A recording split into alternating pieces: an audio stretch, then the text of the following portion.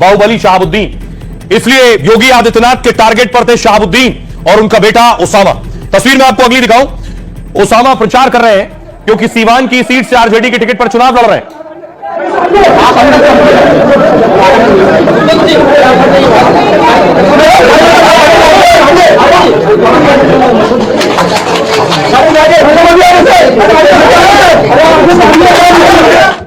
बिहार में योगी पहुंचे सिवान, ये तस्वीर आप देख रहे हैं। शहाबुद्दीन, उनके सुपुत्र ओसामा और तेजस्वी यादव। योगी ने बाहुबली रहे शहाबुद्दीन के गढ़ रघुनाथपुर में रैली की।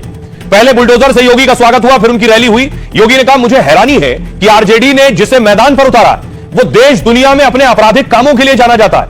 नाम भी देखिए, ओसामा शहाब। अब जैसा नाम वैसा काम। यहीं पर चांद बाबू के बेटे पर एसिड डालने का काम हुआ था। जनता ध्यान रखे कि फिर ऐसे अपराधी खड़े ना हो पाए। रघुनाथपुर सीट का नंबर है 108, जो सनातन का शुभ अंक है। शुभ अंक में एनडीए ही आनी चाहिए, किसी अशुभ को मत आने देना। उसके बाद बाबा ने बुलडोजर की तरफ रुख किया। कांग्रेस ने राम मंदिर के रथ को रोकने का पाप किया था।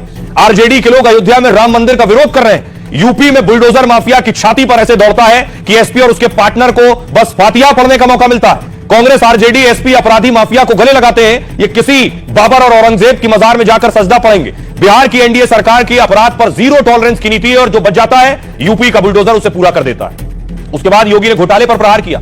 जो पशुओं का चारा खा जाए वो सब कुछ डकार जाएगा। जानवरों तक का चारा खा जाने वाले विकास क्या करेंगे? 2005 से पहले बिहार पहचान खोने के दौर से गुजर रहा था। पहले बिहार अपराधियों का अड्डा था, अराजकता, गुंडागर्दी थी। जब डकैती डालनी होती थी तो ये लालटेन बुझा देते थे। लालटेन बुझाकर डकैती करने वाले बिहार को अंधकार में डालेंगे। महागठबंधन अपराध की फैक्ट्री और विकास का बैरियर है। अब लालटेन और जंगल राज नहीं, विकास की रोशनी चाहिए। सुनिए जरा योगी आदित्यनाथ को वो क्या कह रहे हैं। मुझे आश्चर्य हुआ जब मैं रघुनाथपुर में आया और रघुनाथपुर में आकर के मैंने देखा कि आरजेडी ने यहां से जो प्रत्याशी दिया है वो अपनी खानदानी आपराधिक पृष्ठभूमि के लिए इस पूरे क्षेत्र में ही देश और दुनिया में कुख्यात रहा है। नाम भी देखो ना, जैसा नाम वैसा काम। बहनों और भाइयों, सीवान में वह जंगल राज फिर से मत आने दीजिए।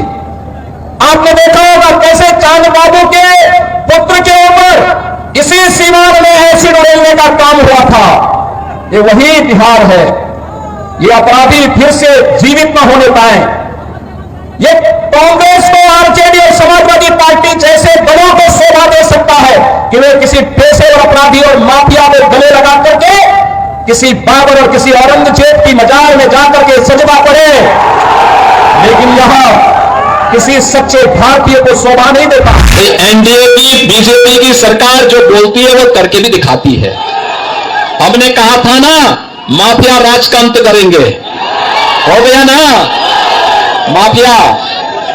और मुझे अच्छा लगा आपने बुलडोजर में खड़ा कर दिया है माफिया के लिए।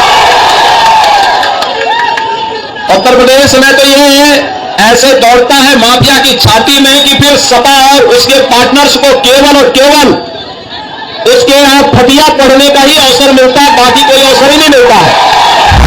जब डकैती डालनी होती थी लालटेन बुझा देते थे और कांग्रेस और आरजेडी मिलकर के अरे गरीब का ही नहीं खाते थे, पशुओं का चारा भी डकार जाते थे। बहनों और भाइयों, भगवान के अस्तित्व पर प्रश्न खड़ा करते हैं। आरजेडी भगवान राम के रथ को रोकती है और समाजवादी पार्टी इनका जो यूपी का पार्टनर है ना, यह भी राम भक्तों पर गोली चलाती है। अब देखिए जरा